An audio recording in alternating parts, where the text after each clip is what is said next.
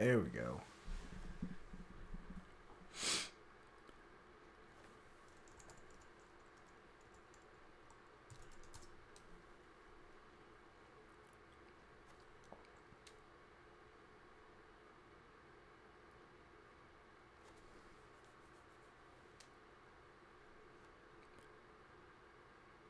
Hey, we're live. Yay.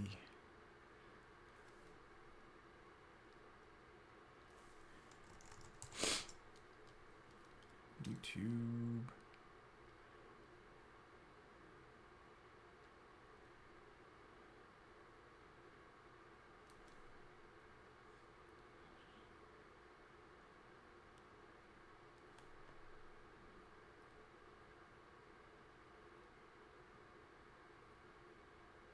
Hey, we're live there too. All right. Hey, everybody. Just getting stuff set up here. I didn't know I was going to be online either, Paul. It's been a very long time and I got some work to do, so I figured I'd stream it and do a little, like, simple modeling. So I have a lot of people asking about modeling. 31, yeah, 531. I do have my After Effects color scheme, or my Cinema 4D color scheme on my website. It's at eyedesyn.com/resources. And when you go there, I'll just pull this up. So go to my site, Resources, After Effects CC 2015 Cinema 4D Dark UI scheme, and you'll get the same kind of UI scheme that I got. And it matches After Effects' new, darker scheme that I really like, because when I switch back and forth with the old UI color, it's like so drastically contrasty. It just like, it shocks my system. So we'll do that. So check that out. See, hey everybody. Let's see. Hold on. Hey, Jope Tunes, good to see you. Niles, hello. John, Burdock, Scott Miller, hey everybody. Brian. What am I making? Nothing yet, but I'm gonna make some little conversation heart characters. Hey, Ghost Nade. What's up, Boris? Francisco, hey from Brazil, hey from America. Niles, what is this resolution? This is, I'm not sure. It's a little bit chopped, huh?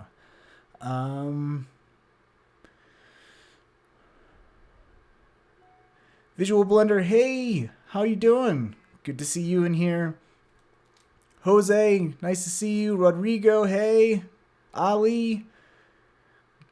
Goy, I think that's how you say, from Germany. Good to see you. Lou, hi from Argentina. Got a couple London folks in here. Hey, Zach. Hey, Jenny. Patricio, good to see you. From Israel, Mexico. Man, we're all over the place. Welcome, everybody. Philippines, Joe. Chow from China. Oh, man. Monsieur G3 from India. Dimitri from Ukraine. We got Hussein from Egypt. Man, we got the whole world in chat. Say hello to everybody. And everyone got such good English. Very good. And we got some US people. Hey, John Burdock. All right. France, Estonia, Bahrain, Oman. Look at all this. Russia. Holy crap. This is just an international chat right here. And right now I'm like on YouTube and I'm on Twitch.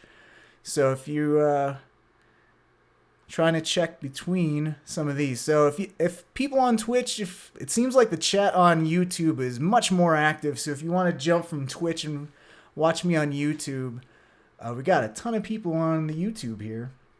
Not so much active chat on Twitch. So if you want to join the conversation, you want to join the international party, hop on over to YouTube and we'll do that. So right now, let me pause some stuff because I think my stream might be a little goofy. It's been a while since I've been streaming. I got to keep remembering all the stuff. Netherlands, Brazil, man, Poland. All right, let's do something. Hey, thank everyone. Thank you guys so much for joining in here. This should be fun. Let me pause. There we go. I'm gonna pause my stuff. I don't want to be seeing my own thing. So again, if you're on Twitch and you want to join in the chat, there's a lot of people in chat over on YouTube. So check it out. And I'll just get starting in just a couple seconds here. Just making sure everything's all set up here, getting all my chat up and running. Cool. All right, so let's start out. Bonjour, Paris. So what I'm going to do is I have a lot of people asking me how to do some like very simple modeling. And I think that's important to get into the habit of learning about like just simple box modeling and modeling with subdivision surfaces.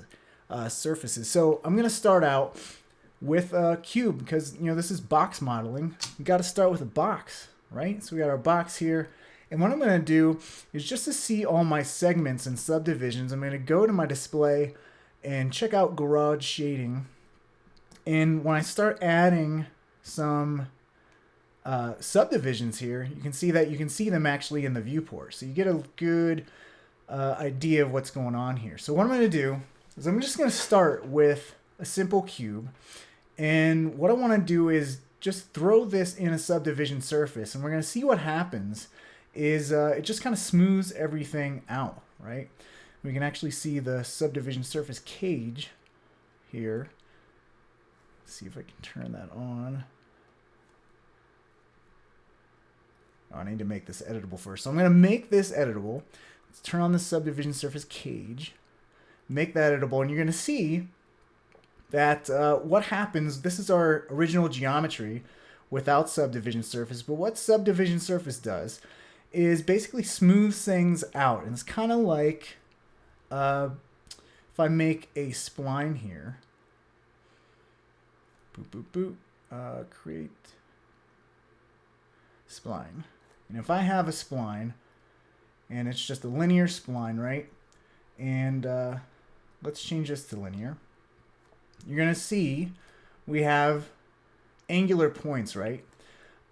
What happens with subdivision surface is the same kind of thing that happens when you have a linear spline and you change it to something like a cubic or B-spline. B-spline is the exact same method that happens with subdivision surface, where it smooths out between these 3 points here. So you can see that's pretty much what happens with our subdivision surface as well. So that's what the subdivision surface does, and it actually helps you out a lot to know and understand what the heck is going on when you have a subdivision surface and what's happening. If you want to tighten up, you can see how smooth it is around this point. What I'm going to do is hold Command and click and add more points here. And what that's going to do is it's going to round that out and sharpen that curve a little bit more. So it's the same exact thing that happens with geometry in subdivision surfaces. So we got our cube here, right? And what I'm going to do is just start manipulating this cube with these just a couple subdivisions and start making a heart, a little conversation heart. So what I'm going to do is go into my front view here, go to point mode. I'm just going to bring this middle point down a little bit and maybe make these points a little bit more wide. Then I'm going to select all these points, and I got to make sure that I have only select visible elements off so I can select all of my points, as you can see here. I'm just going to move this up, and we're starting to form like a little heart, right? And what we could probably get away with is doing a loop selection. I'm going to hit UL, and it's important to learn all the little shortcuts, the modeling shortcuts. So if you hit U, you get all the little hotkeys that you can hit to go to the next selection shortcut. And another thing is M, and you get all that kind of stuff too. So polygon, pen, edge cut. So U and M will give you the shortcut keys. So what I just did was the loop tool or loop selection. So that's U, And then you can see L is loop selection. So I'll just do L, UL, and then that's how I get my loop-de-doodle selection right there. And kind of move that out and just kind of round this out just a tiny bit. But what you're going to see is that we need to introduce more geometry to get a little bit more detail with our heart. We're not going to be able to get a nice heart. We should probably add another subdivision here and here. And actually what I think I'll do is, because this is going to be a symmetrical composition, I'm just going to go ahead. Let's rename this. I'm just going to go ahead and I'm going to delete all the points on the left side. Boom, gone. And what we're going to do is, since it's going to be symmetrical, it just makes sense to just work on one side and then use a symmetry object to then fill in that gap, right? So that's what we're going to do. And then what I can do from here is, once I adjust each side, it also symmetrically does it on the other side as well. So what I want to do is add another loop cut, probably right around here. And just to give me a little bit more geometry, and I need to make this little loopy rounded part of the top of the heart, right? And what I'm going to do is do M, L, or actually, wait. I'm going to need to do like a loop cut. So I'm going to do M, and then you can see that K is the shortcut key for knife. We're going to cut this sucker. We're going to do some surgery here on this heart. You can see that this is set to loop mode. So I can just do a loop-de-doodle cut right there. And you can see how I add that extra cut and kind of sharpen that curve a little bit more, right? So now I have more points. I have more geometry to manipulate here. And now I can start rounding out this heart, and you can see, hey, that's looking a lot more like a heart, right? So I'm going to start moving all this stuff around, moving all these points, and I'll select this point back here and right there. And we're making a heart. This is super easy, right? So if you just know how to manipulate a box basically and just add in another loop cut, I just created a little heart. Ain't that cute? So we're just going to keep working this here and moving points around until we get a decent heart shape here. Something like that. And it's fairly flat on the front, and actually it's too thick. I'm going to have a heart attack, so let's just make this heart a little bit skinnier. Something like that.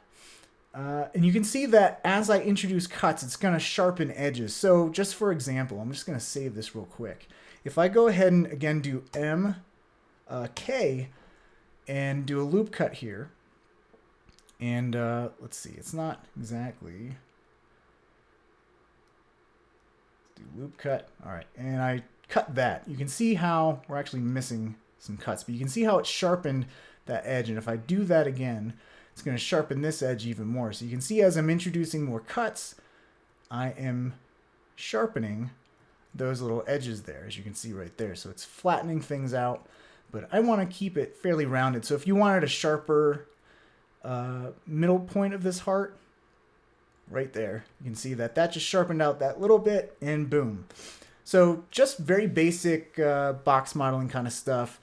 And you can see that with the subdivision surface off, this is what we got. It's just a simple looking bit of geometry here, right?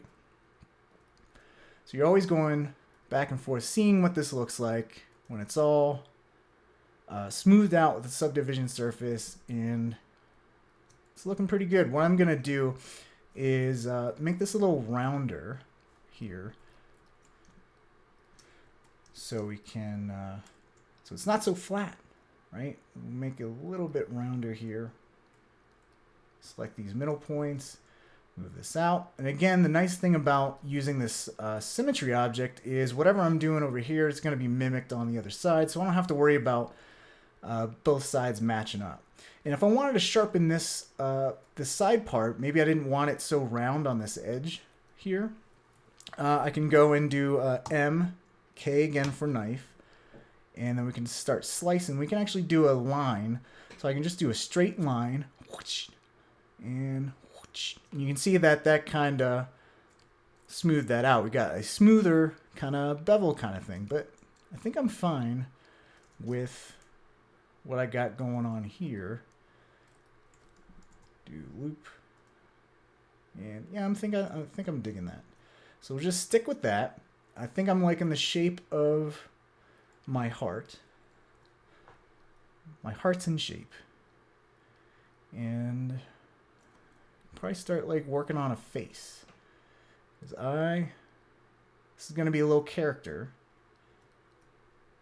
So something like this. And I could tweak this stuff forever. And that's going to be very boring. So I'm just going to move along. Move along. So let's do a face. So we got our heart body.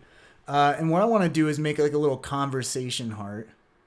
So you can see conversation heart. This is what I want to make, but give it a face. Have like a little hug me or something on it. And go from there.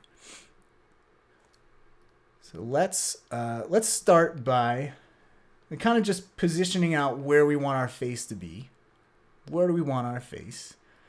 And I think I'm going to start with just some spheres for the eye. So this is going to be the eye. And what I'm going to do, just shrink this down. Move it forward. Move it up. It's going to have a small face.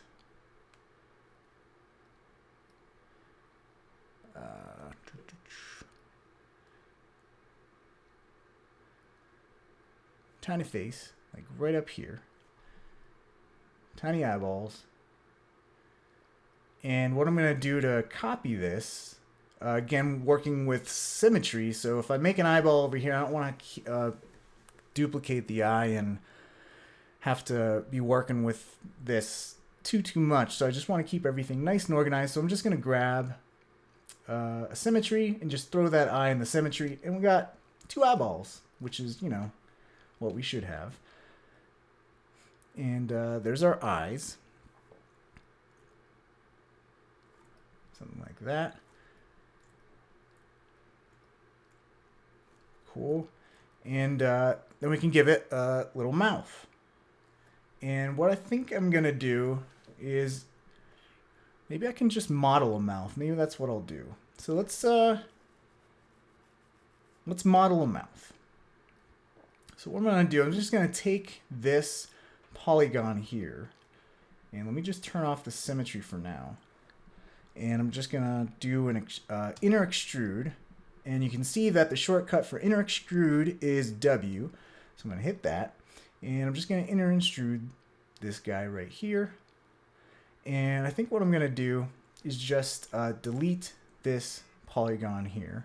And make sure I didn't accidentally do anything to the back bit here. And now what I can do is I got this extra geometry. I'm just going to make this lined up so everything's on the 0 and the X position here.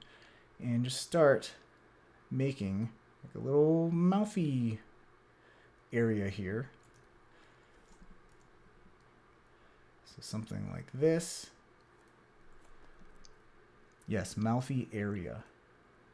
Your mouth hole. Your big fat mouth hole.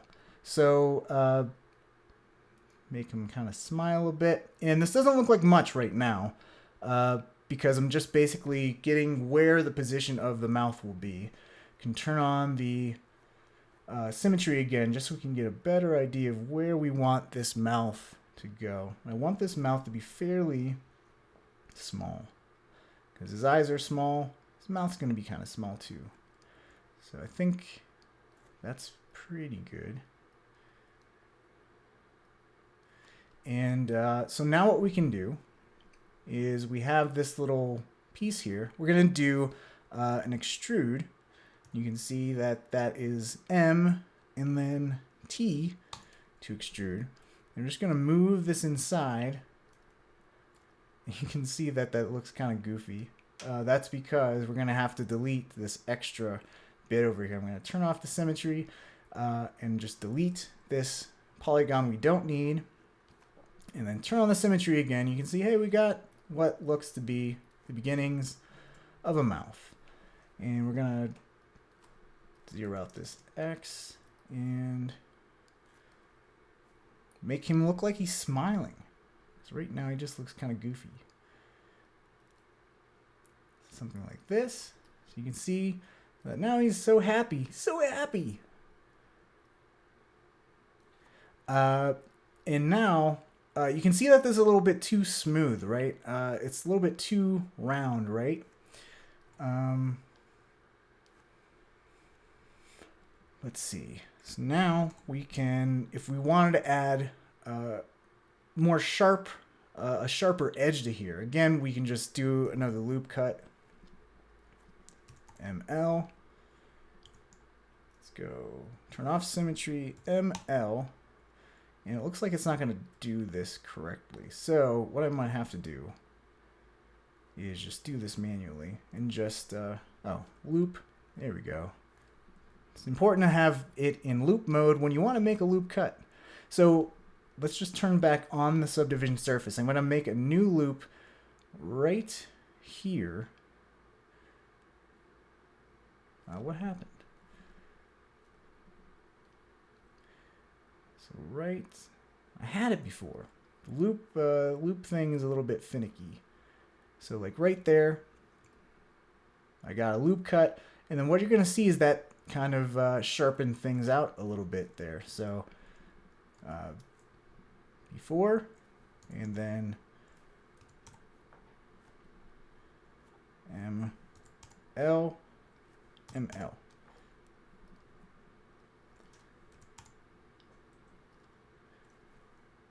Oh, MK, gosh.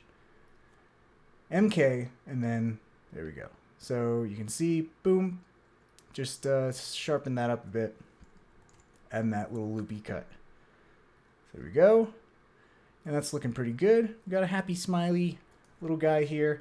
And now I think once we start forming this face, we can start like, all right, well, how do I want this style to be? Maybe his eyes are fairly small and a little bit wider. I don't know. We can start messing around with this mouth a little bit more. Go into point mode.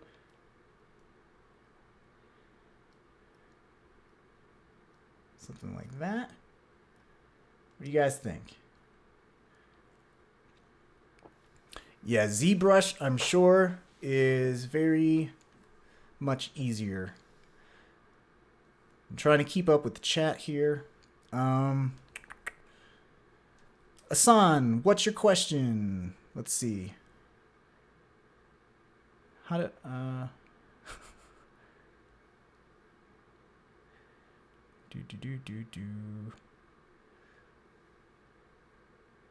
All right, I'm just gonna keep working. Thanks everyone for joining along here, my little journey,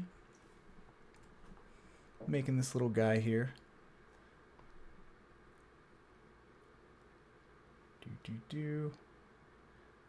Something like that. And now I can like add let's add a sphere, and this will be his like tongue. I think I spelled tongue right. So something like that. And then we can just make this a little wider in the X.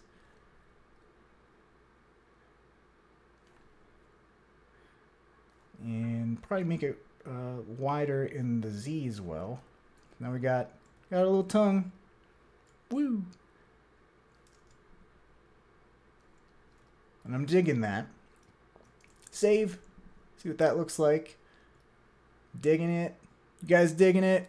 Yeah, I'm gonna rig the face and animate it a little bit. But right now we're still in modeling mode, trying to get this to look nice.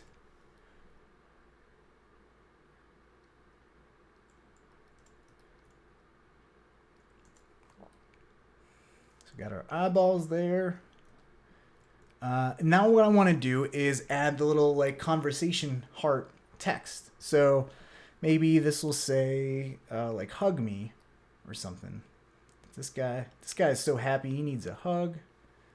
He's gonna give away free hugs. But yeah, hopefully you guys like. I'm just seeing people in the chat just saying how they how bad at modeling they are. I'm not very good either, but if you just understand how you can get from this, like from a box with just a few loop cuts, throw it in a subdivision surface, you can really start to understand how you can create very simple shapes, because it doesn't take much to create something like this. And once you just start building on that knowledge of, all right, if I do this and my main geometry looks like this, and then I have my subdivision surface and I know how a subdivision surface works, and if I add loop cuts, it's gonna sharpen the edges, you can start to figure out how to make certain things, right? So let's see. Let's get our text here. And what I'm going to do is I'm just going to make it very easy. Get our mo text, and we'll just do little hug me. Whoops. Me. And this text's way too big right now, so just bring this down and move this forward a little bit. And let's make this align to the middle. Vertical spacing.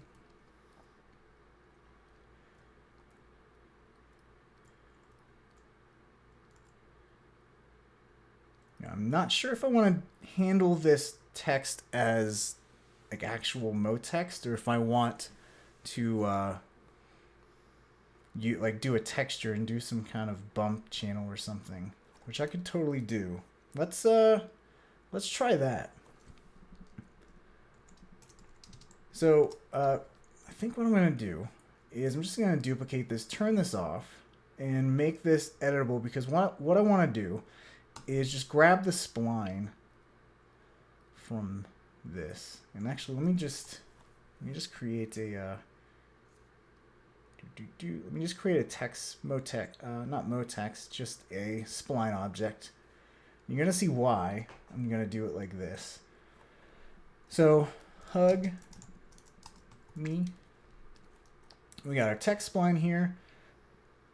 Shrink it down, move it forward, and what I'm gonna do is use a spline shader. And what a spline shader does is, you'll see fairly shortly, is you can apply text as a material. And what I'm going to try to do is load up like a piece of text, or this little text spline, as a material in the bump channel. And then I can kind of go and just add like a negative bump. So let's just do that really quick. Let's just apply a texture, like that. And hopefully this will map correctly. So I'm not a good texture person. So let's open up this. And then what we're going to do is do color. Let's do bump. And then what we're going to do is just load in a spline shader. And what that's going to allow us to do is, you can see already that we have some text happening here. You can see like little outlines of this AB kind of mapped on here, and it's not looking good so far. So I think I need to change the mapping to maybe cubic. Yeah. And then kind of adjust this, turn off the tiling. Maybe let's just do frontal. Yeah, so now you can see that AB right in here. You can see it's loaded in the bump. See if that actually renders to do anything. Nope, not yet. I'll just move this around. So what we're going to do is load in that hug me text, the text spline, and we're going to turn off text spline. We're going to use, we're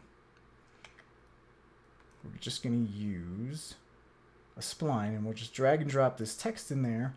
And then we can just start manipulating this to do this offset, just so we can center this up in this little preview window. And I think like 50 and 50 should work. So something like that. So you can see this.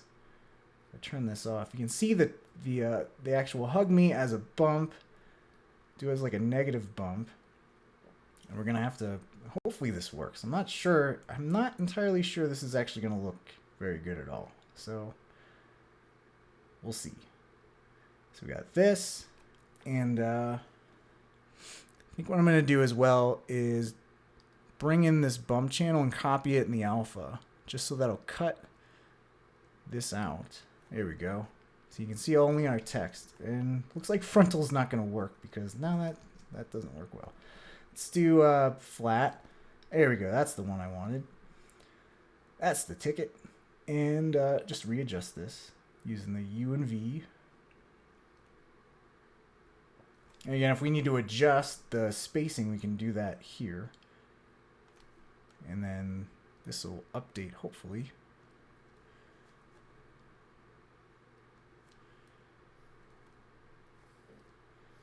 Oh, I'm going the wrong way. So what I'm going to do is, just so this updates in the viewport, I'm going to go to editor and just say animate preview. And then I should be able to just like adjust this. And this should update. Yep, there we go. Just got to move the playhead.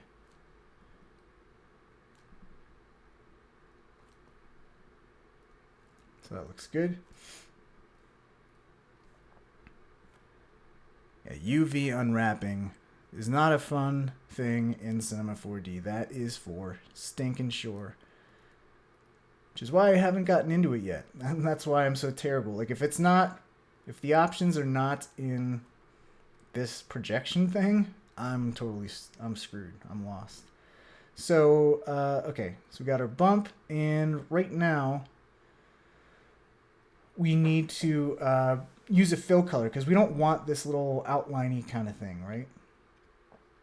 So let's just use a fill color, and we'll just load in a color shader, and that's white. And what we're going to do is just smooth that out. So we got like some smooth bump. And hopefully this works. And what I'm going to do is just copy and paste that in the alpha. And let's see what this looks like. Whoa. So right now we just got some blurry stuff. What we're going to do is just create another material to put under it. There we go. So you can see that there. Let's make this bump pretty extreme. Something like that. Let's do like -200. So it's going to be like a little embossed kind of thing. Let's make this... What kind of color do we want this little guy? Maybe blue? Because this is the candy. This is going to be a little candy thing. And then this is going to be like white. Because the text is like that powdery white kind of thing. I think what I want to try is to copy this and move this into displacement and just see if we can get some extra definition here. Because right now it just kind of looks kind of crappy. You can't see like that's beveled or anything at all. There we go. Well, now it looks like it's going the wrong direction. So let's do -3. So we're getting there. Kind of getting there. It's looking kind of cruddy though. Let's do a round geometry. See if that smooths it out a little bit.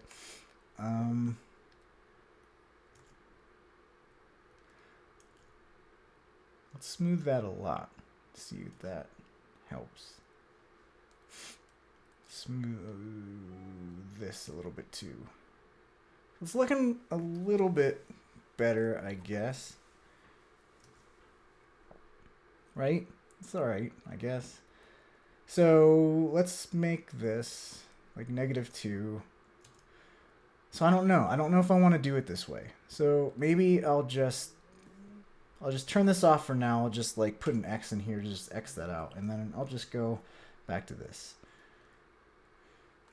So I don't think that looked very good. So I'll just do this. And that was just a waste of time, right? And I'm just going to make this, let's do bold. Let's add some caps. Connect object shape. And we'll just make this like 0.5 radius for some nice rounding. Something like that. And I think what I want to do is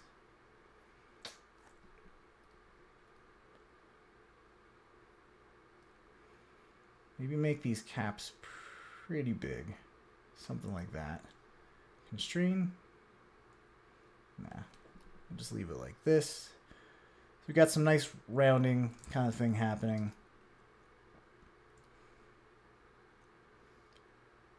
And I think what I'm going to do is just throw a bend on this, just so it's kind of conforming to the shape. So let's just throw a bend on this guy, fit to parent, and bend deformer is never the bending the direction you need it to. See, never is. We're just going to rotate this and keep y-axis length. So we just need a slight little bend, and we'll make this unlimited so it'll bend this side as well. Push this out a little bit. So something like that. Make the segments up to 4. I don't know. To figure out that text thing. Let's do regular. Okay.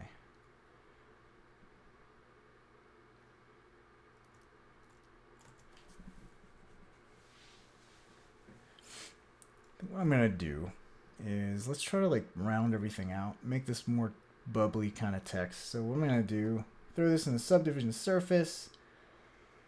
Let's do quadrangles and change this. And I can have a whole bubble text tutorial on YouTube that you can check out, and it basically goes over everything I'm covering right here. We can make this more bubbly. I think this is looking much better. So we'll down the steps. So this is a little bit more rounded.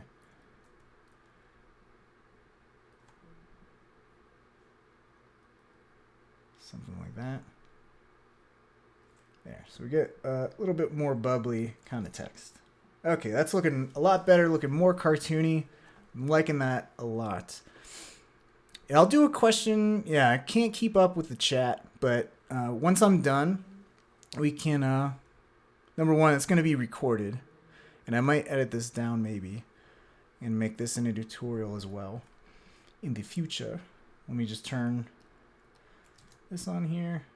There we go. And right now I'm broadcasting on Twitch and hey, all right. I'm checking out both Twitch and YouTube here. So yeah, someone in the Twitch chat actually said, and that's a good idea, instead of using the bend, perhaps use like a spherify, and that would kind of, you can see exactly what the spherify does, and that kind of rounds it out in multiple directions. So I think that might actually work a little bit better. I don't know. Let's see. Radius, and move this back. So you can see that's going to bend this not only horizontally but vertically too. So that might actually be a better option. We're just going to make this little sphere guide, try to get this to match the curvature of our heart. So like that maybe.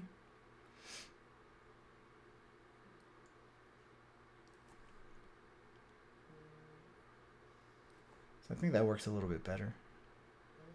Just move this. Cool. So now that kind of matches a little bit better. Good suggestion. So spherify I think will work nicely. Although it's kind of like smushing it a little bit. It's kind of smushing the extrude. So let's maybe, yeah, there we go. Maybe something like that. Hug me. Okay. Let's save. And what are we going to do now? Let's add some arms. So let's go ahead let's go ahead and we're just going to make some simple arms. And just use a capsule. And let's draw the arms first. We're going to do the old spline IK method for arms. If you don't know about the spline IK, I got a tutorial all about it, my little lemon dude. So you can check that out, but I'll just go over it very briefly here. So to do the spline IK method, we're just going to draw an arm. Something like this. And what I'm going to do is change this spline to B-spline because it's a little bit more rounded, more cartoony. And then I'm just going to spline wrap this bad boy. Spline wrap this capsule. And this will be its left arm. Capsule. This will be left arm. So let's get a spline wrap in here. Spline wrap. Make that a child. Load in this spline. And I think it's facing the wrong direction. Yep. So I'll just, I think it's positive Y. Yep. And fix that. And we'll just up the height segments. Smooth out the arm. And then for the spline wrap, fit the spline. That's good. So what I can do is you can see it's kind of crunching the caps here. So the height's too high. So I'll just move that down so it's more rounded. And there we go. And maybe we'll make this radius to say 6. And I can just move this arm over a little bit. Something like that. So just very, very simple arm. And apply some blue to that. So now to rig this little guy here, what I'm going to do is apply some spline IK to this guy. So character tags, IK, turn on spline IK, and we just have to specify where we want our spline IK to start and end as far as points. So we have a spline with 3 points, 1, 2, it's 2 right here, 2 right out here, and then 3. So we have to specify that it's going to start at point 0, which is this, and then it's going to end at point 2. So 0, 1, 2. Boop, boop. And you can see that we now have a green line connecting the start and the end of our spline, so we know that that's good.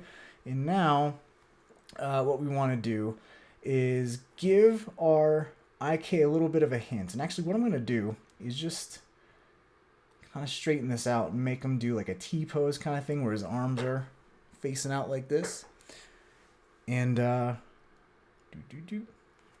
we're just going to give the spline IK a little bit of an idea of where we want that elbow to bend. So if your arms are like this, your elbow is going to point backwards, right? So we're going to just say, okay, we're just going to bend this, move this point backwards a little bit just to give it an idea, the IK system an idea of where we want that elbow to point. Looking good. And now we can just add a goal. And what that's going to do is a goal is basically going to control where the hand is. So this is a left arm goal. And if we did this correctly, we should be able to move the goal around. And you can see we got some spline IK here. Now he can wave and all this good stuff. And again, our elbow is pointing backwards. But if he wants to wave, you can see that it's actually not looking too good. The elbow we actually need to point down. So there's another object that we can use to have to be able to define where we want our elbow to point, and that is called a pole. So we're just going to add a pole, and there we go, left arm pole, and we're just going to move this, and wherever this null is where the elbow will point, as you can see. So goal and pole, very important. And what I'm going to do to be able to make these goals and poles more visible is just change the display to circle, and now I can just easily grab this guy and do that. So when we want to animate, we're all good to go there. So we got one arm. Let me just go ahead and hide our spline wrap here. Just hide this like that. And what I'm going to do is just quickly create the right arm over on this side by just grouping all of my left arm stuff together. Do a little group C. and left arm group. And what we're going to do is use a mirror tool, the mirror tool that you can find in the character menu. And we'll just do, where is it? There it is, mirror tool. And let's see if this just works. Actually, the one thing we're going to do is we have this L space on each of our naming thing. That's actually really important to do, because what we can do is we want to actually rename this all to the R arm group. So we want to change L to R, and the mirror tool has this handy little renaming tool where you can choose the match case. So I have all capital L's. I'm just going to replace L space with R space, and then hopefully this works. Mirror, boom. Okay, cool. So we just mirrored the left arm group and made our right arm group, and since we used the renaming tool, all those L's are now R's. Sweet. And this is all working good. Cool. So now we can animate those a little bit later. Do we want to give these people feet? I guess we'll give them feet, right? So we're going to do the same thing with feet. I think I'll make this a little shorter. So let's make the feet. I'm going to save. And just like we did with the arms, we're just going to create a spline.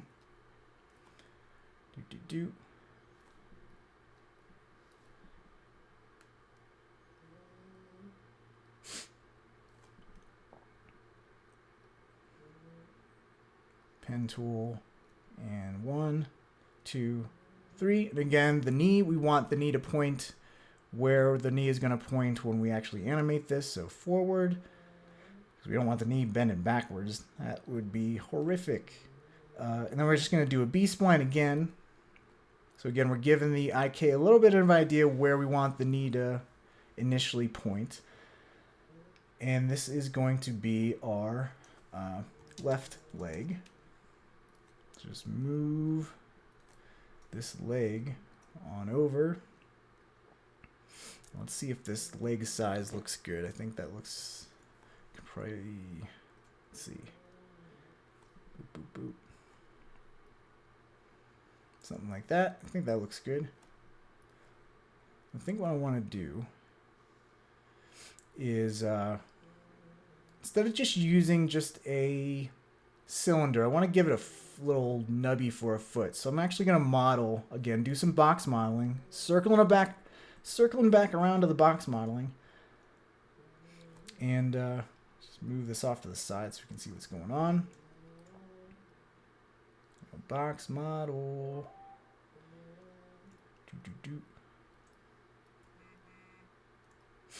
And we can throw this in a subdivision surface, and again, we all know what that's going to do. It's going to smooth out all these edges. I'm going to give it some segments in the Y, and you can see that we just basically sharpened some of these edges by introducing more cuts, more segments in the vertical or the Y here, and you can see that we basically remade a cylinder. So what I'm going to do to create a foot is I'm just going to make this cube editable and go into polygon mode. I'm just going to take this bottom square, this bottom polygon, and I'm going to hit MT to extrude, and there we go. We just gave it a little foot. And what we can do to try to tighten this up where his little ankle is just do a loop cut. So MK and go loop. Cool. And then we're just going to sharpen that up by cutting right here. We're going to uncheck restrict to selection and just make a cut right there. And you can see that kind of sharpens that bit out a little bit. And I can always do loop selection and move this up. So you can get exactly what kind of tootsie you want on this guy. So something like that. And I think what I want to do is I need to shrink this, make this smaller so it actually matches the size or the thickness of the arm. So something like that. And then what we're going to have to do is just make this leg longer. But the thing is, we want to keep in mind, whoops, let's go to our side view here so we don't screw up. What we're going to need to keep in mind is that we need, because this arm is going to bend, or this leg is going to bend, so we need enough geometry in between here. So let's go ahead, put the leg into place. Here. And we already have our spline here, so we know how long we want our leg to be. So we're going to have to stretch it out a little bit more. We're going to do a stretch Armstrong kind of thing. Move this all the way down. And what we're going to do is we're going to need to make some more cuts here because that leg is not going to bend because it doesn't have enough subdivisions. So I'm just going to go M, K, and I'm just going to do some line cuts. And just arbitrarily, whoops, you can see that I have visible only on, need to uncheck that so I can actually slice through the entire thing here. Something like that. And that should be enough.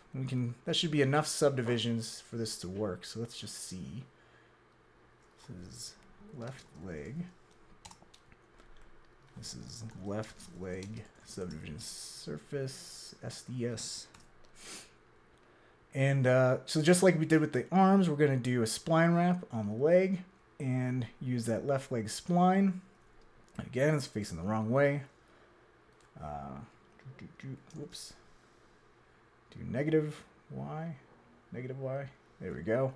And then you can see that our leg is kind of going to need to rotate around. So I'm just going to do some banking rotation here. So it's facing forward. There we go. I think that's looking good. I think we have enough subdivision there. Let's see. Let's select this point. Move this up. Cool. I think we're good. Keep length. And I'm just going to... It's a little longer. Cool. All right. So now we can start doing the Spline IK rig thing that we did before. And I'm just going to right click on that left leg spline. And go to character, IK. Again, doing point IK. The start is the 0 point and the end is the 2. And you can see we got that green line connecting the first point and the last point. And what we're going to do is, again, add a goal. This is left leg goal. And let's see if this is working right. So it looks like it's working okay. We got this arm bending, or the leg bending. And we're having a little bit of issue here. You can see that. It's kind of bending in a weird area. So let's see what's going on here. I think what we need to do is go into our spline wrap and say fit spline. And now it should actually stay, like that knee should stay in place. There we go. So you can see that as I'm moving this, the spline is trying to, or the geometry is going to stay in scale with the spline. So you want to make sure that you don't make the spline very short because you can see that the foot squeezes. So we always need to make sure that it's long enough. And again, you can see that once we start moving this, it's moving in all different directions. So for this, we're going to also make a pole so we can define where we want the knee to point. So we're just going to grab a pole and left leg pole there. Sweet. And we'll just move this forward and to the right a little bit. So you can see we're telling the knee where to point. So he's doing a little sachet. Cool. So again, with the same thing with the arms, we can do with the leg, where we can use the mirror tool to just mirror the other side. So this is left leg group. Just move the leg over a little bit, get into position like that. And go to our mirror tool. Boop.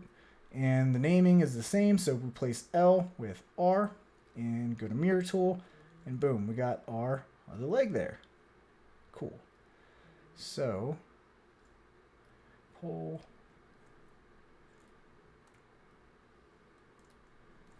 Just move the poles up a little bit. There we go.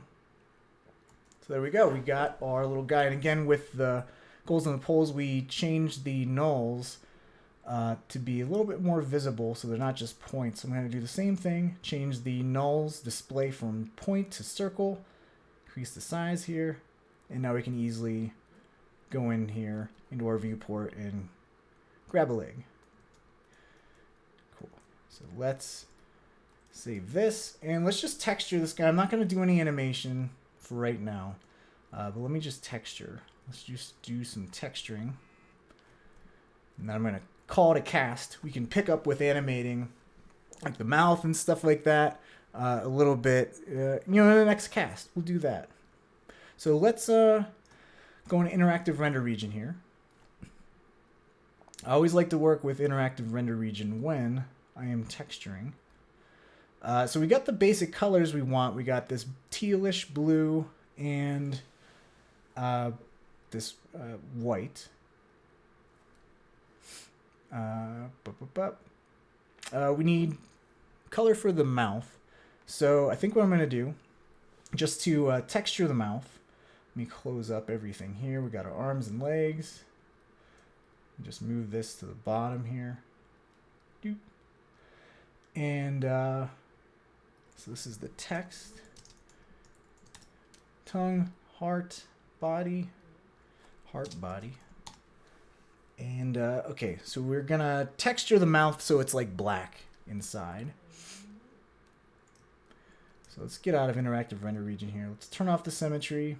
Let's turn off the subdivision surface so we can actually get down to polygon level. And we're just gonna select all the polygons inside here and make a polygon selection. So set selection, and let's make a black material. And apply that. I'm just going to apply this directly in the viewport, and that's going to actually apply that to that selection, like so. And let's turn back on everything, and you're going to notice that it looks like he's wearing makeup or lipstick or something.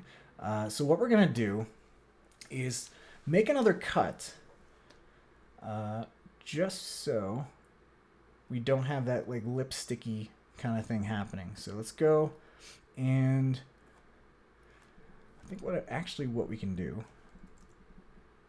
is I'm going to select, let's do, only visible elements. I'm just going to select these 3 edges and move it forward. And then let's see what that looks like with the subdivision surface. So that tightens the mouth a little bit. But what we can do then is remove these polygons from that selection, and hopefully that will get rid of that little lipstick kind of thing going on at the bottom of the lip there. So we're just going to make overwrite this selection, go to select, set selection, and boom, cool. That's a little bit better. I think what I'm going to end up doing is might need to make another selection just to tighten this up a little bit more. Let's do that really quick. So MK. Let's actually do a loop selection, see if this will work. Yep, so there. And let's add this, this selection, or this edge, this 3 polygons here, and we'll just add those back in, set, and let's see what that looks like. Oh. And you're going to see that something weird's happening here with our symmetry. And this is because we need to make sure all of these points that are on the edge, let's get rid of the tongue here. All these points that are on the edge, they're not on the exact X position. So I'm just going to zero all this stuff out.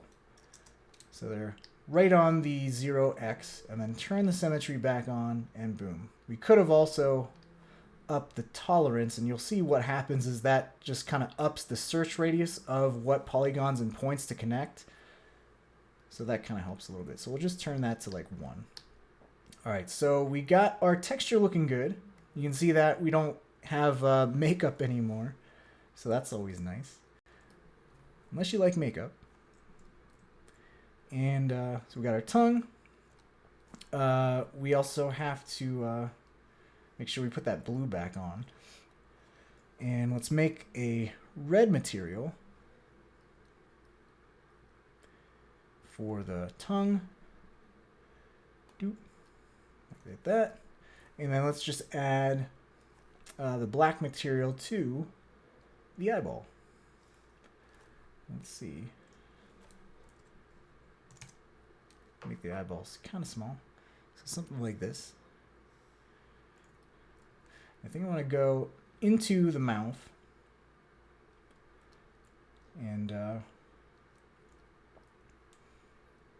maybe make the mouth a little smaller. So I'm gonna turn on only visible elements, so I'm not selecting the back of my model here.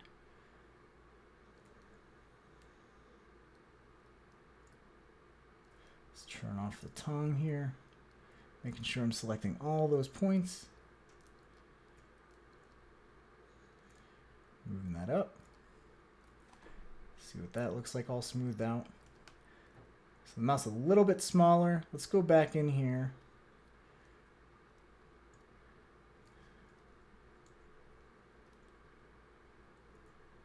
And what I'm going to do to keep toggling back between subdivision surface and without toggle it on and off is just hit the Q key. So I'm just hitting Q to go back and forth. And just moving this around. So make them a little bit happier. Whoop. Looks like I forgot to move this point here, which is easy to do.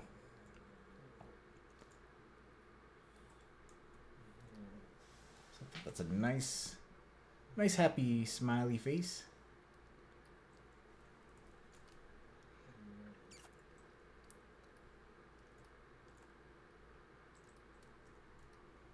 Cool. All right. I think I like that. That's looking a little bit better. Put that tongue back in there. Shrink this a little bit. Maybe make this a little bit taller. There we go. All right. So let's so this just has like really bland textures on it right now. Let's like add some kind of vinyl texture to it.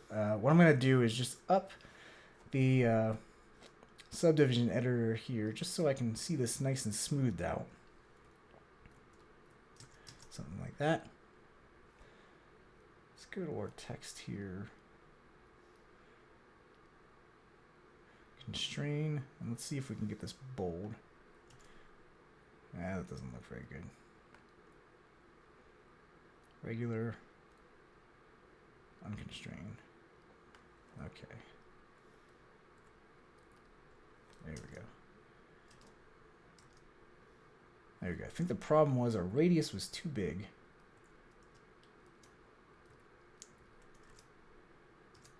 Now it's looking nice and round. Okay, happy with that. Okay, final textures. Let's just do some lighting first before we start doing any texturing. So I'm just going to get my lights in place. Move this up. Move this to the right here. I'm going to, this will be like the main light. Add some area shadows. Let's do, add a fall off. Something like that. Let's go back into our interactive render region here. You can see that we're getting some weird, well, actually that looks okay, I guess. Yeah, it looks okay. Never mind.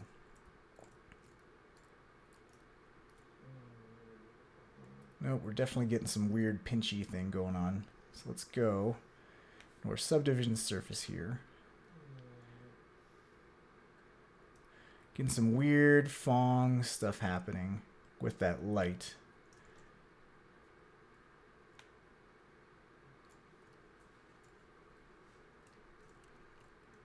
Let's see.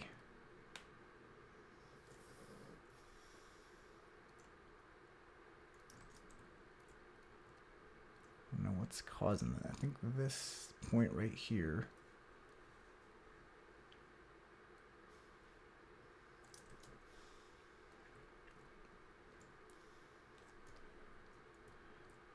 So hopefully you guys can actually see that weird Fong issue we're having there. I just need to smooth that out. Okay, I think that's looking better. I think we fixed it.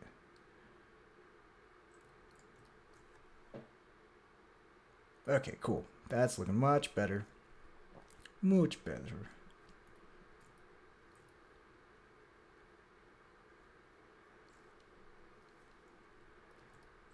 Tweak some of these points here.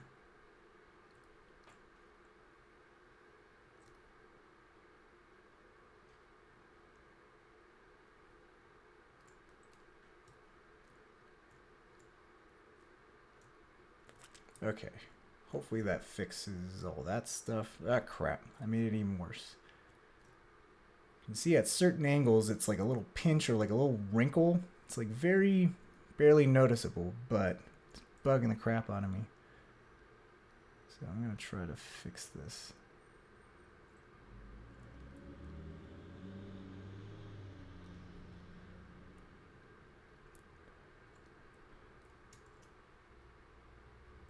I think I'm making it worse now. Dang it.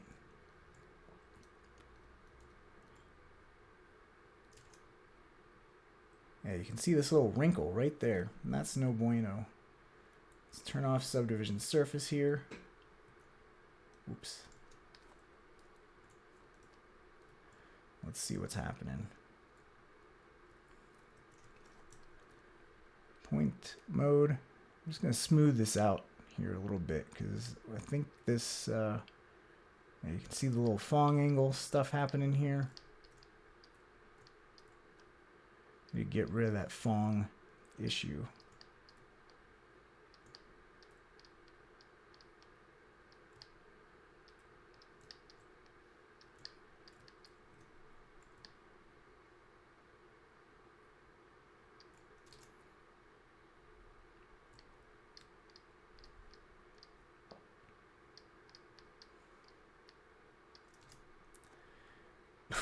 Let me see that Fong. The Fong song.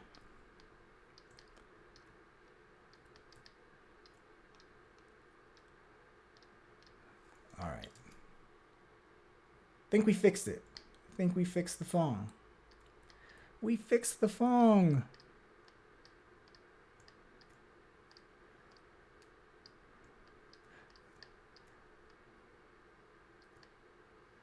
Cool.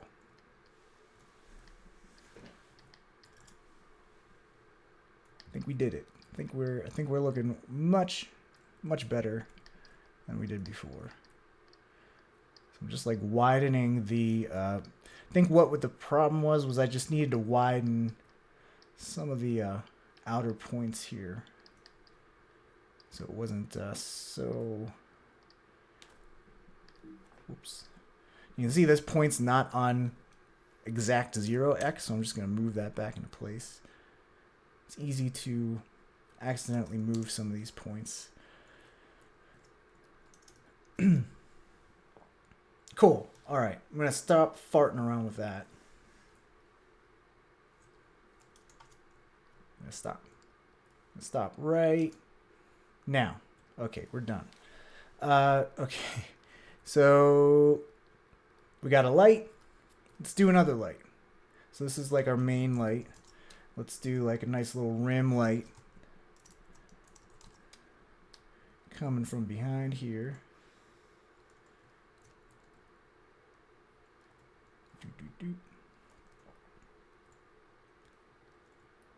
Something like that.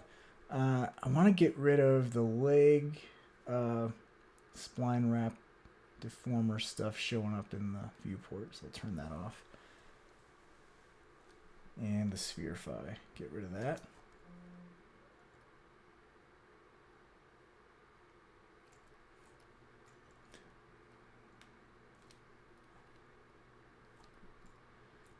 Move this light back.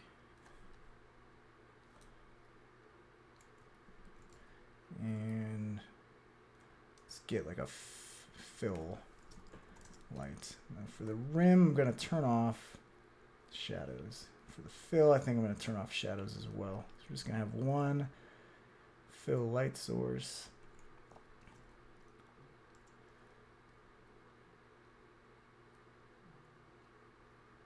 like that, and turn down the strength there, turn down the strength of the fill, turn down that as well. And I think what I'm going to end up doing, let's add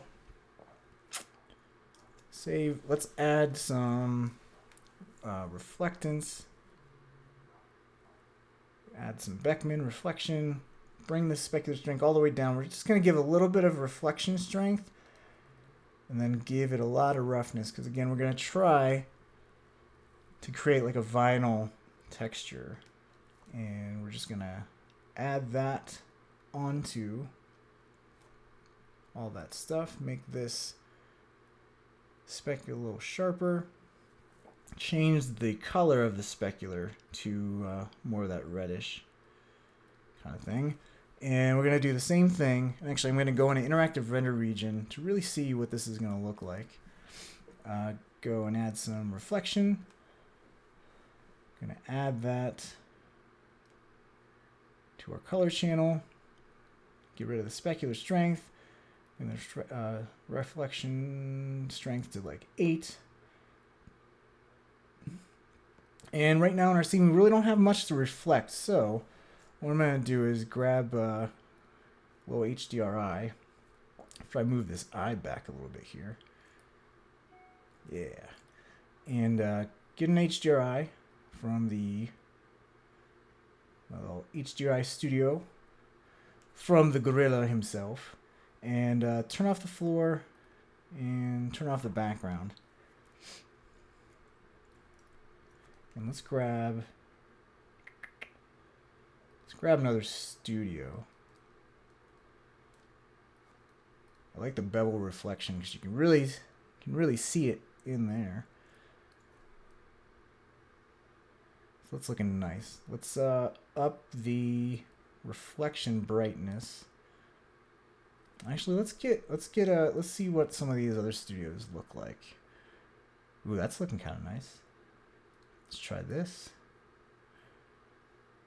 That's looking kind of nice too. Let's go to Pro Studios. Let's try this. Yeah. Yeah. So maybe I'll just go with the. Let's see this one. Nah.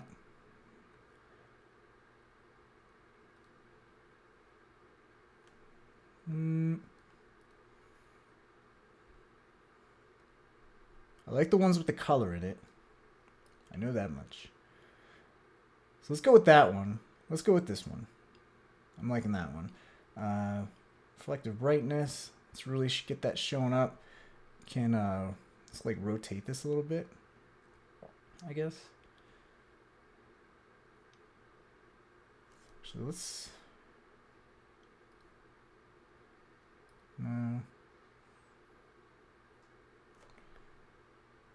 let's try like an actual environment.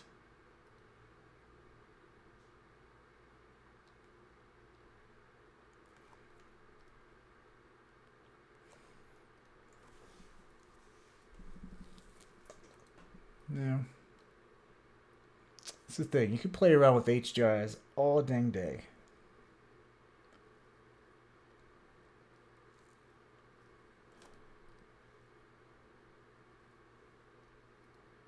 I think I might just go with the. Yeah, I don't know.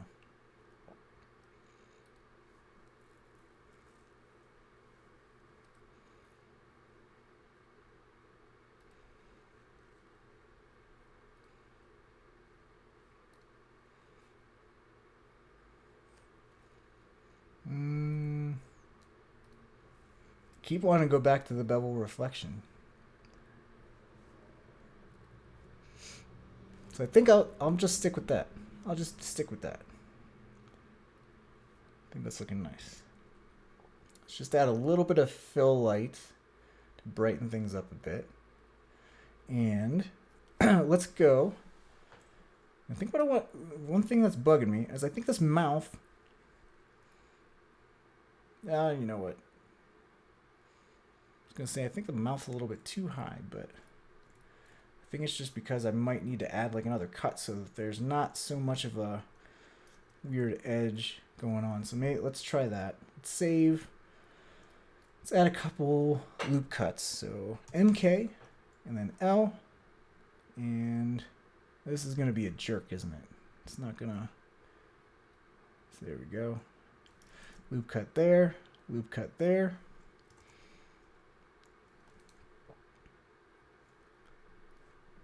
Let's see.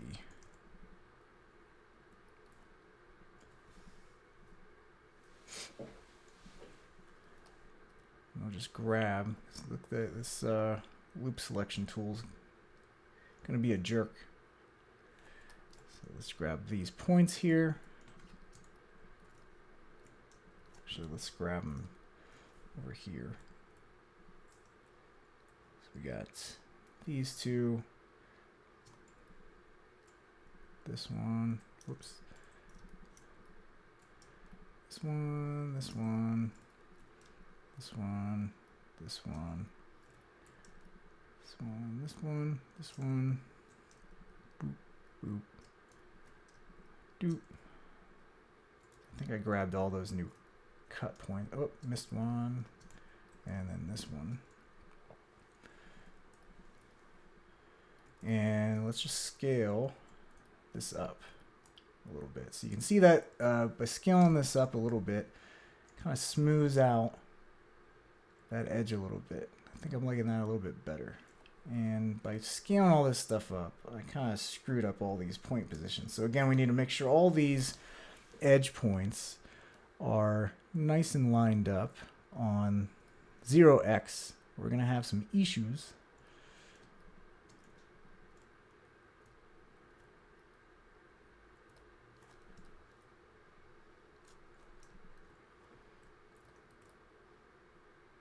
So we got this point right down here. Actually, these 2 points, they're too far in the negative x. Move this down just to round out his bottom there.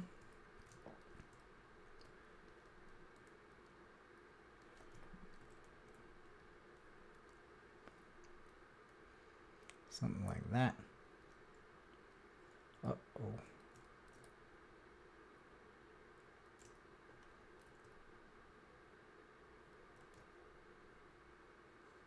Just kind of checking on all these points here.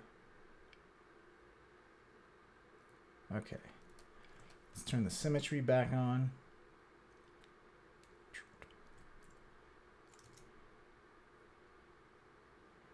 Okay, nice. Yeah, I'm liking the more roundness on the top there. Okay. That's what was bugging me. So, got our lights, we got our HDRI.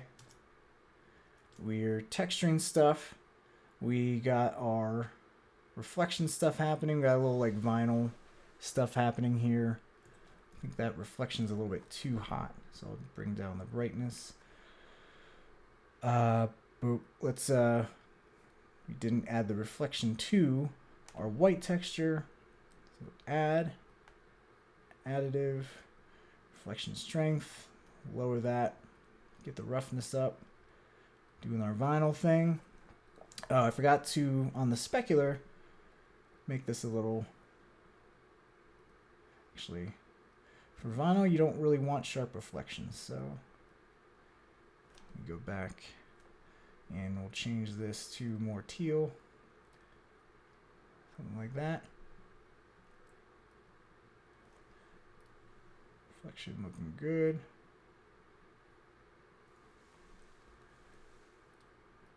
Make this whiter. Cool. And I think that's it for the texture. Oh, the black, I didn't put the reflection on that. So we'll give a blurry reflection for this too. Make this like more of a gray. Whoop, not for that. Add. And add. Just kind of bring down the strength of that specular. See what that looks like. Whoops. So it's a little dark, but that's for a reason. What I'm going to end up doing ultimately here, let me turn on in the HDR Studio rig, let's turn on the floor in the background. Let's just move all this stuff down. Like that. And let's save. Let's turn on some physical renderer and some GI. Let's do light mapping. Let's bring this down to like 8. Let's do just low sampling for now. And let's see what we got here. I think I'm gonna probably have to turn down the strength of the HDRI and the lights, because I think this is gonna be too bright. Let's check up on the chat. Thanks again, everyone, for hanging out with me. This is just, I'm doing random stuff, just getting some work done.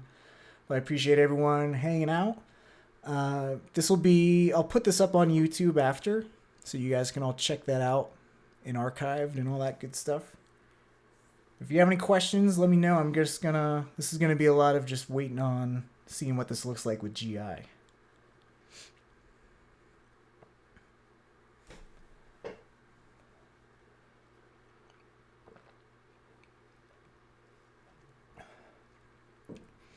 See? Told you everything's way too bright. Way too bright, man. So let's fix that. HDI Studio, let's bring down the strength to like 84. And then these lights are gonna have to go way down. And actually, let's just turn off the lights altogether and let's just see what this looks like. Let's turn off the fill. Let's just see what this looks like lit by just the HDRI. So no lights, just, whoa, that didn't mean to make that brightness so high. Let's see what this looks like.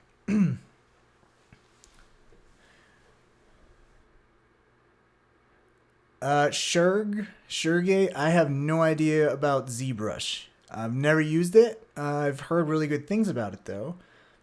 Secondary method. So secondary method, I mean, so what you can do is, and what like Maxon recommends is that you start from one of the presets and then just kind of adjust it from there. That's really what I should have done. But I did start out with the lowest accuracy. But even at the lowest accuracy, this is still going pretty low here. Whoop. So we can just do like exterior preview and see if that helps at all. See if that speeds anything up. So secondary method light map. Light map is actually that's, yeah, light maps is supposed to kind of speed things up a little bit, and things are still too dang bright here. I've never worked with Arnold. Thank you very much, Dana. Drawing pad can help with 3D. I don't know. I mean, it's all about the best tools for you to get your work done. And if getting a drawing pad is gonna make you more apt to work in 3D, then go for it. But I think you could get a lot done in 3D without needing any fancy tools or anything like that. Let's see. Let's do light mapping. This is just too dang bright.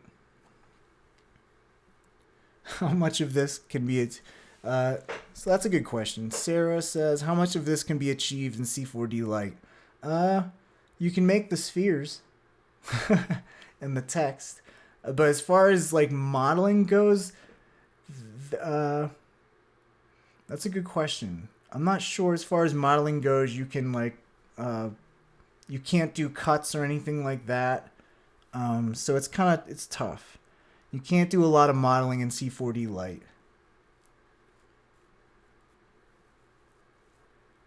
Thank you, Vision. Really appreciate you checking out all the stuff. So I think what I'm going to do is this HDRI just does not have enough like light data to nicely light this scene. So I am going to have to bring in those lights again. So let's do that.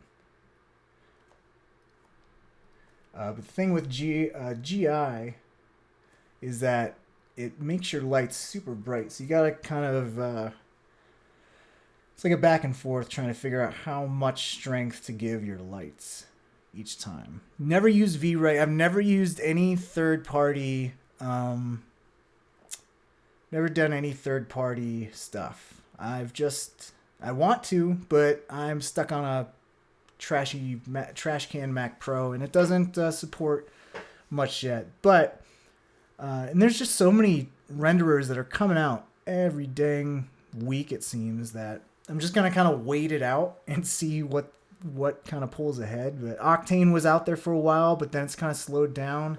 I don't know.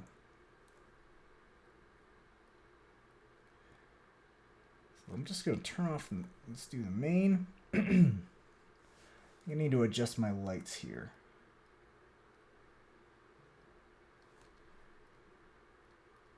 And let's do some, one thing that's bugging me is we need some ambient occlusion. Like 35.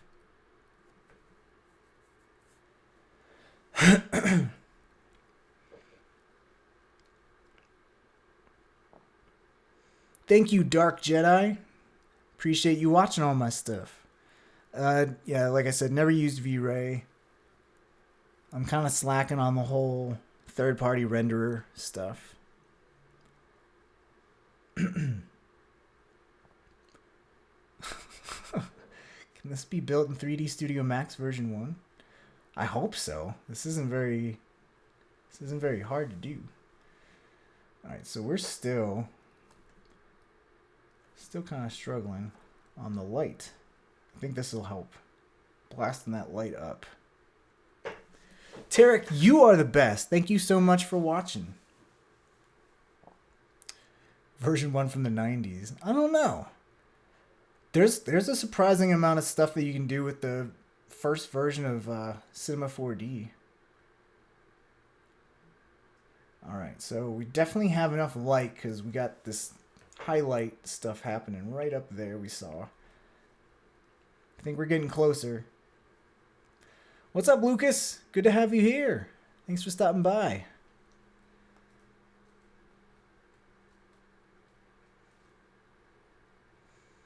So yeah, I think that's all we needed, to pump up that light. Pump up the jam. So again, this is like, you can see that the shadows are pretty grainy because again, we're using a fairly low sampling for our physical render. And I'm sure the people out there that are using Octane are like, this is so slow. I know this sucks and is slow.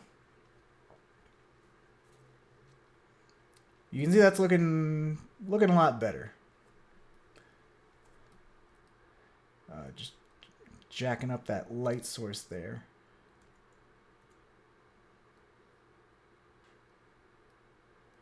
Again, you can see that I'm getting that little pinching again by that mouth area. So I'm going to try to fix this a little bit here.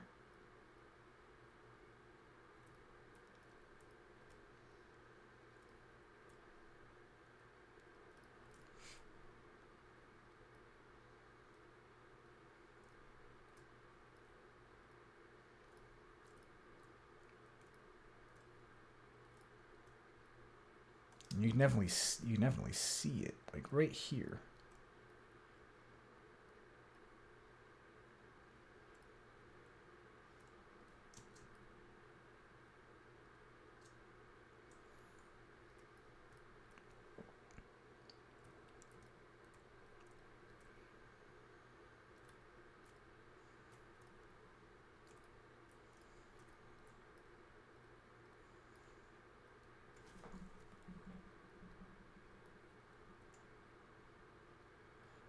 What I need to do, there's a point right there that I can't get right now because I gotta turn off, where the heck, yep, turn that off. I can grab this guy right here.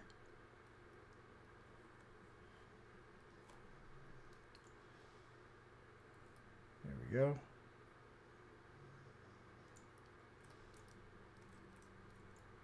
That help? Yeah, you can see like this little indent, like right here. Just a little bit of an indent that I need to get rid of.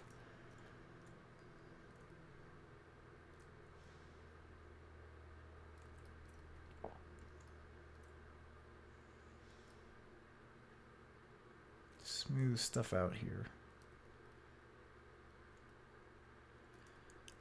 I know, Sarah. Yeah, I'm gonna work on that little plastic tutorial thingamajig.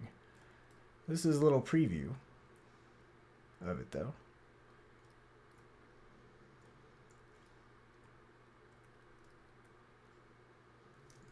Yeah, you can see that when you move this out, you get really crazy results sometimes. So you got to be careful.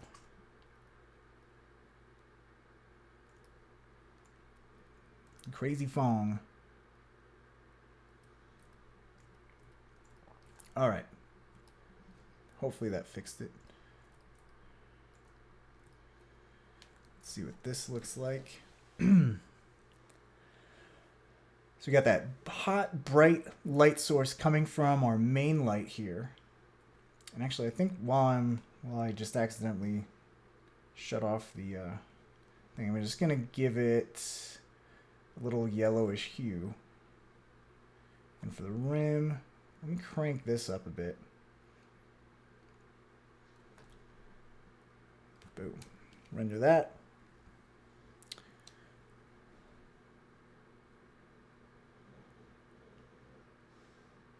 Thank you, Liam. Really appreciate you watching my tune tutorials. Glad you like them. Paulo works professionally in motion design and visual effects with no official studies, all done on his own, so self-taught. Not perfect, but don't suck either. Isn't that all of us? So yeah, I mean, all of it is just keep on learning. And I think the most important thing is not just, learn with a purpose. Don't just digest a bunch of random tutorials. Try to pick up as much fundamental stuff as you can. Lucas! Dude, what's up, man? This is looking a lot better, I think. I'm liking the lighting a lot better for sure. I'm still not crazy about that HDRI, though. Because we're not getting a ton of reflective detail from it. So, let's choose something else.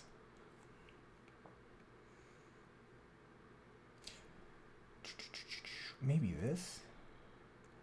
Maybe this. Felix. Oh, Lucas. Yeah, I've been slacking on Slack. I can't get work done on Slack, man, when I'm in Slack. Do I upload the stream to YouTube? Yes, I will archive this to YouTube. And I might edit this down or just re-record this for people who want to see a more concise kind of thing.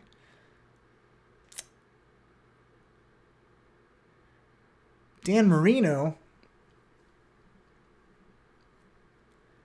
C4D is very valuable for VFX. Have you seen the Westworld intro? Yes. Yes, Cinema 4D is very useful for stuff. You can do a ton of stuff with it. Sarah's really been trying to get into Cinema 4D, and I've been trying to help her with all my sketch and tune toots, because she's from 2D. Yes, not the football player. The other Dan Marino. The cooler Dan Marino in my book.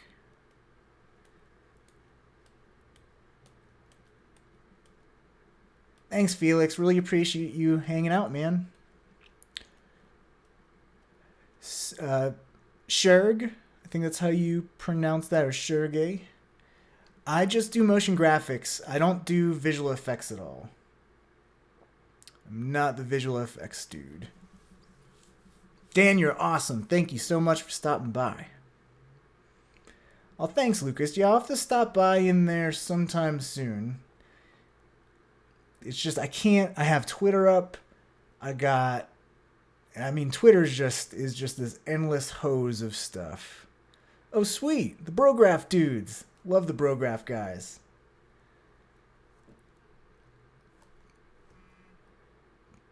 They do some awesome podcasting. I'm actually going to be seeing the Brograph dudes in a few weeks. I'm going to be presenting at their meetup in Dallas.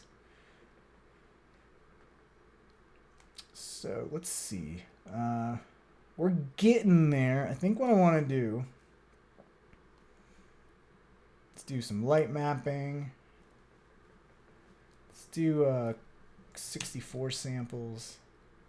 The ambient occlusion's looking kind of cruddy, so I'm just going to cache that. It's always good to cache ambient occlusion when you're using global illumination. Let's see what this looks like. Switch from 3D Studio Max. Nice. Good to have you on the C4D train. Kira as well. Awesome. Very good to have everyone joining the C4D world. Thank you, Hassan. It's getting there. I'm not quite happy with the render yet.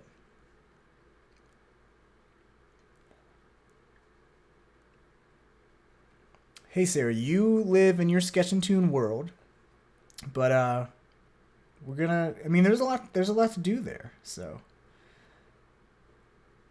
but I think this Spline IK is really good for people used to like the rubber hose kind of workflow. Doing the more cell-drawn handmade look these days. So is that in Photoshop and then animating in Photoshop, Sarah? Oh man, I know, Lucas. Right now I'm just kind of, I don't know what I'm doing. I think I'm gonna, once I go to NAB, I'm gonna try to figure some stuff out and figure out if I'm gonna go PC. Yeah, and there's a Redshift too, right? Isn't there like a Redshift? There's Cycles, there's Arnold, there's Octane. Octane I can't run on my trash can Mac because I don't have the NVIDIA graphics cards. But I think Redshift you can. So I'm not sure. 90s anime aesthetic. Hell yeah. That was the good anime times. Cycles runs on AMD. Okay, that's the X Particles dude stuff. Yeah, I don't use X Particles very much, and I know Cycles is very node heavy, and I'm not a node dude. I'm a dummy, so I don't like nodes. Pablo, thank you so much for watching. Really appreciate it. Thanks for stopping by. Is there a good machine that can render in seconds? If you want to spend the money, you can build you can build the Pixar render farm. Cool, so I'm liking this. I think I'm just going to leave this render, and I'm going to keep working with it, though. I'm not liking that the I don't know, it just looks too flat for me right now. So I'm going to keep playing around with this, but I'm going to sign off for now. Yeah, Cube will render in seconds. I'm going to sign off for now, but I really appreciate everyone out there watching. This was fun. I'll have to try to do this a little bit more. This was a lot of fun chatting with you all and all that good stuff. So let me just do one more thing, and then I'm gonna, cause I don't know what I think. You know what I think it is? It might be the specular that's bugging me. Might be this specular that is screwing me up. Or maybe I have too much roughness on my reflection. It's just too blurred out.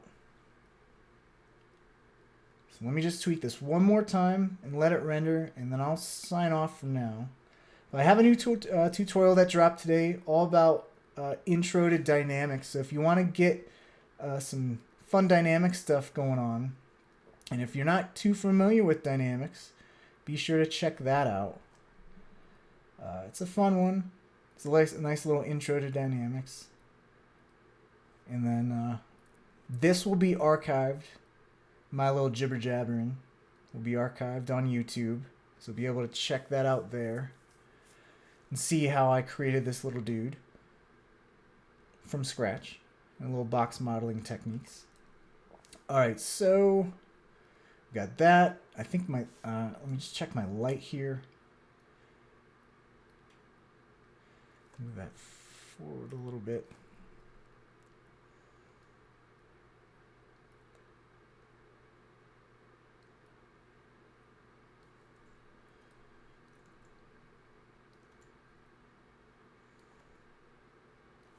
All right, and maybe I'll get my fill light back in here just to fill in some of the darker areas down here.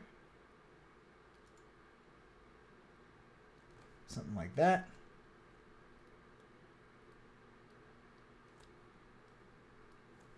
Got the rim action happening. So you got that nice little backlight going on.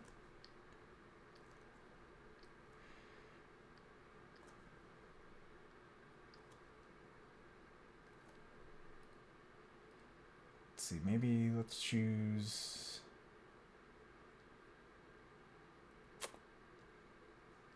Choose a different HDR. Let's try this one.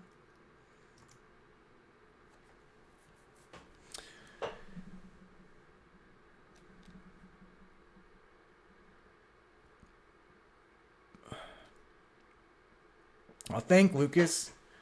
I've been missing doing live stuff for a while too.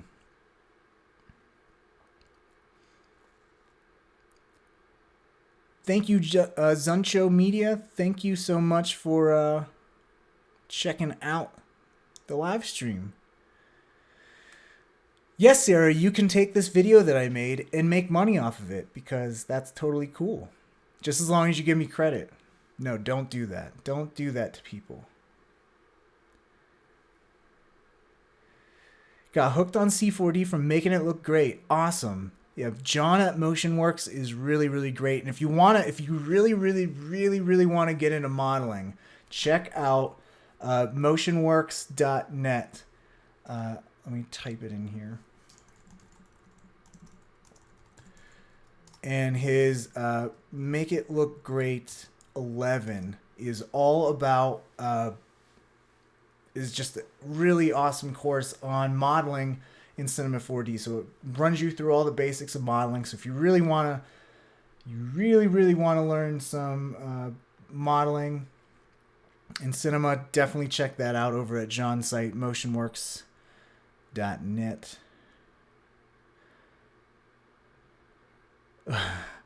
Felix, it's in German time, okay.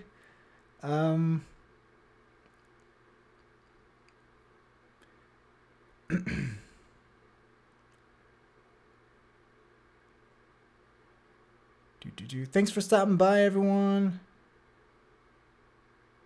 Liam, yes, the stream will be viewable online. I'm just going to post to YouTube right after I end this. Okay, I think we found it, guys. I think I found a good HDRI. I'm liking this. This is looking good. I think I'm digging that. I think the only thing I'll do here, just make this light a little smaller, a little brighter. Move it off to the side. All right, final render, guys. We're gonna picture viewer this sucker. Let's go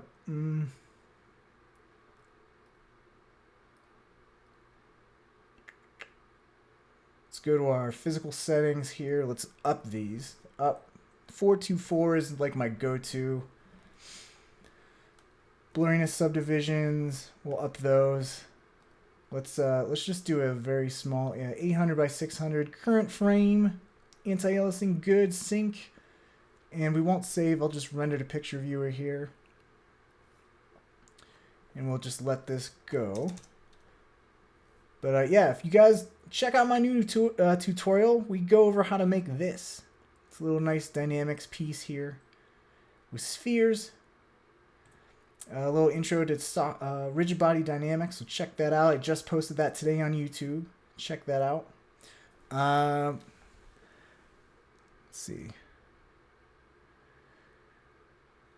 Scherg, I am part German. My last name is certainly German. Hassenfratz.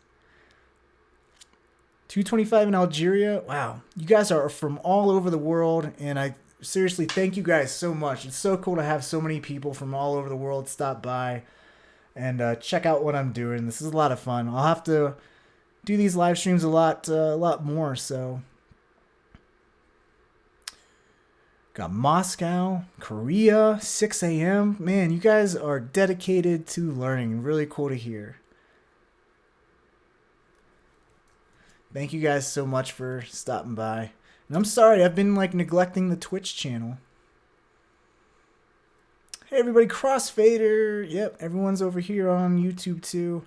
Sorry, I've been like paying attention to the YouTube chat. But really appreciate everyone who came out. Bosnia. So cool. So cool to have so many people. Switzerland, Stefan. Love Switzerland. Elias. I think that's Elias. Thank you so much from Mexico. Thank you so much for following me. Really appreciate you viewing and checking stuff out. I'm going to be a jerk, and I think what I want to do is brighten up that white. Need a little bit more pop there.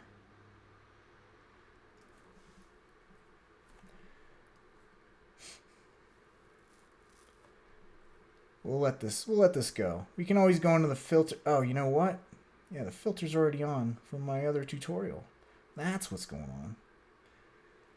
So we can so this is fun doing some color grading in the filter here, which I've really been liking to do, especially when you got such long renders here. You can color correct in the picture viewer, which is always nice. You can do some saturation. You can up that. You can add some contrast a little bit.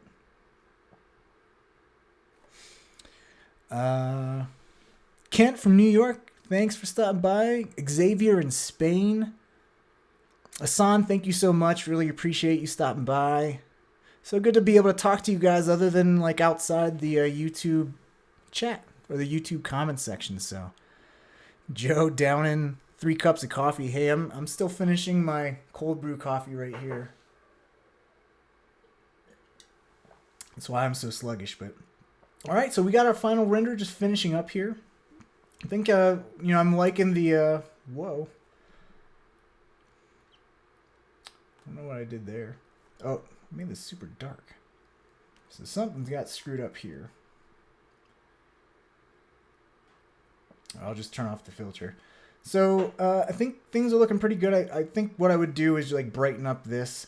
I'm getting some splotchiness in the back that I'll have to kind of up the GI settings and all that good stuff. But yeah, that's how I make my little characters. Mike! Good to see you. Stopping in right as I'm about to end it. Henry from Costa Rica, thank you so much for stopping by. Asan, yes, everyone, I will be posting this up on YouTube. So right when I finish, it's going to automatically, I believe, encode it and post it on my YouTube channel. So be sure to follow and subscribe to my YouTube channel. Boom. Yeah, Mike. Right at the very end, that whole conversation about YouTube Live and stuff, I wanted to try it out. And actually, what I'm using now is Restream.io. And Restream.io is what I've been using. And it allows me to stream both on Twitch and YouTube at the same time. So very cool. But yeah, so I think we came pretty close. I'm not 100% happy with the lighting or anything like that, but I'll keep working on it. But yeah, thank you guys so much for checking out. Oh, animation's super hard. It's so easy. It's only keyframes, but you know, at the end of the day, these are only pixels, right? So, but animation, if you don't know animation, You need to learn that. All right, guys. How do you make cell animation? Henrique, if you want to check out my Learn Sketch and Tune channel on YouTube, my little playlist, check that out. Do some cell animation there. But yeah, I'm going to sign off. Thank you guys so much for watching me make my little candy heart. I really appreciate it. And I'll see you guys next time again. Check out if you missed any of this cast, which I'm sure you did. This is going to be archived. It's going to be thrown up on YouTube. You can listen to all the rambling and all that stuff there. Thank you so much. Really appreciate it. Everyone have a good rest of your day. Thanks, everybody.